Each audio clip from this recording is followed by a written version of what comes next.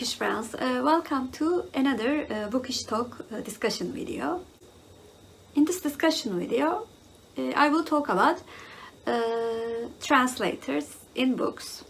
First of all, I want to start my discussion by saying I have a very big respect for all the translators of the books, and I know how hard it is to translate a book with my own experience. In the periods that I was unemployed, I did academic translations for side jobs to get some pocket money actually, and I worked at a translation company which actually did not pay me very well. Through this experience my English got better, but when a project came to translate a fiction book, it was additionally hard because it's really hard to express the feeling of the book by using foreign language words. I have a great respect and gratitude for them. My gratitude comes from the fact that I can read books languages other than Turkish and English because of their wonderful contribution to the literature. Translators do help me a lot to read books from different cultures. But for the sake of discussion, I want to give some examples of books with real good translations and my unfortunate encounters with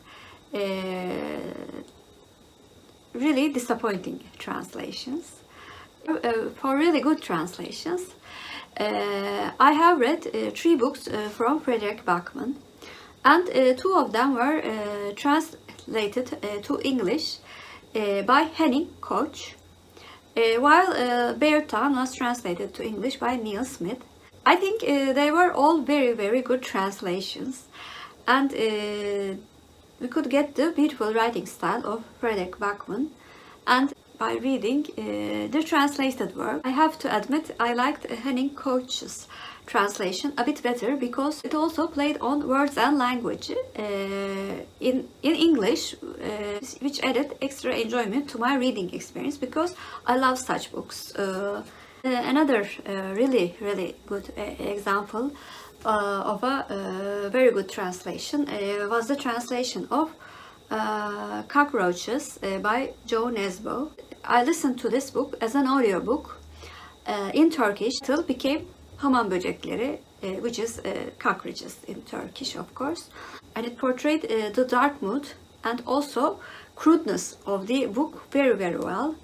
It contained words that I would never use in Turkish, which were swear words, and it had a very raw language. But I think it was an excellent translation, and I immensely enjoyed listening to the Turkish version of Cockroaches by Nesbo. Lastly, I want to talk about the challenging reading experiences that I've heard or experienced because of disappointing translations. First of all, about 1.5 months ago, I read The Left Hand of the Darkness with 2 of my friends. 2 of us read the book in English, in the original language, and 1 of us read the book in Turkish. Fortunately, The Left Hand of Darkness was a very disappointing book for me. And my friend who read it in Turkish felt the same, but she had an extra disappointment because her books contained of made-up words in Turkish. It was so obvious that it was made up. It really frustrated her because she loves reading and she loves the language of Turkish very much. There exists a word that could be used for that made-up word, so she felt like the translator was being snobbery by inventing some words instead of using the common term that is used in Turkish. About a month ago, I watched a video of Ros in which she read The Last Train to Istanbul by Ayşe Kulin with my recommendation. First of all, I was very excited that she read one of my favorite books in Turkish. And she liked the book, but unfortunately she said there was something odd with the translation, and the translation was a bit of a disappointment for her. Because I know the language flows so easily in Ayşe Kulin's work. If there is something very significant about Ayşe Kulin, is that she can be read by anyone at any age, and it was such a pity. Disappointing translation made it a bit difficult for even Ros, who reads extensively. Lastly, I personally encountered a very disappointing translation experience. I read The Name of the Rose by Umberto Eco with a Waxer group, which was organized by summer at Cozy Reading with Quaker cats. I read the Turkish translation because my father owns the book. And when I started reading the book, I struggled to read the book even though it was in Turkish. And of course I read much faster in Turkish. I mean, it's no secret, of course. I first thought it was because of the very detailed description of everything in the book. Although it was partly the reason for such a slow reading experience, I've noticed that I cannot understand some of the sentences because there were words which seemed foreign to me.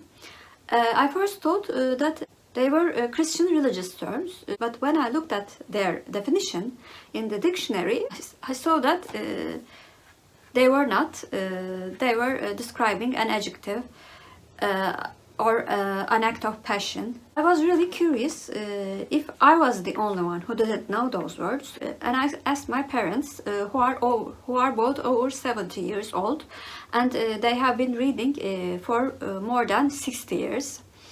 And they said that they haven't heard of that word before. So I guess the translator, like the translator in The Left Out of Darkness, decided not to use the common word in Turkish. The act of omitting words that are commonly used, I think, as I've said before, is an act of snobbery. And there was a time in Turkish literature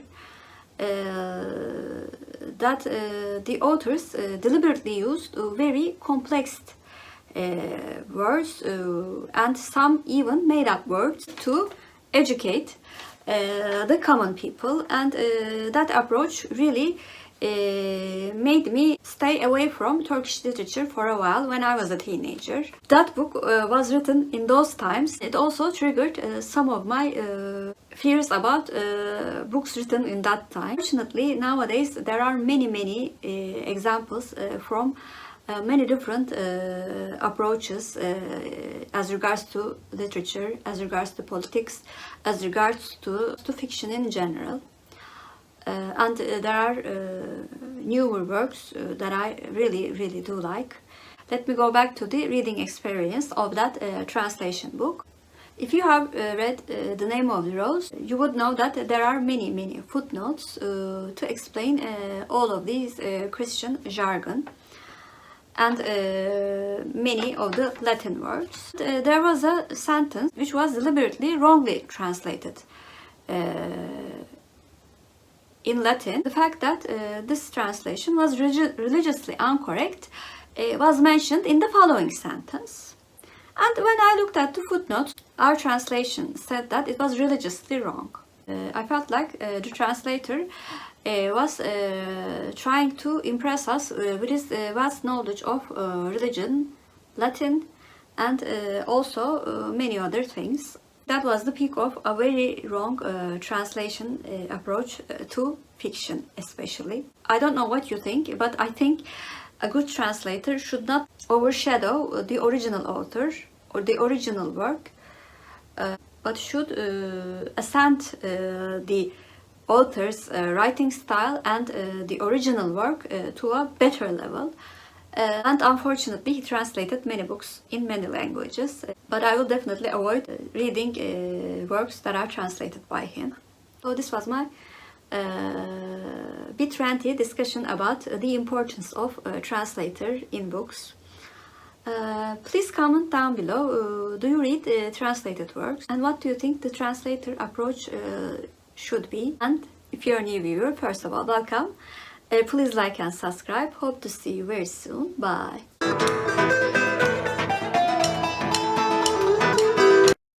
As for Turkish word of the day, of course I'm going to choose translator. Translator means çevirmen in Turkish, and çevirmen is our Turkish word of the day. Have a good day.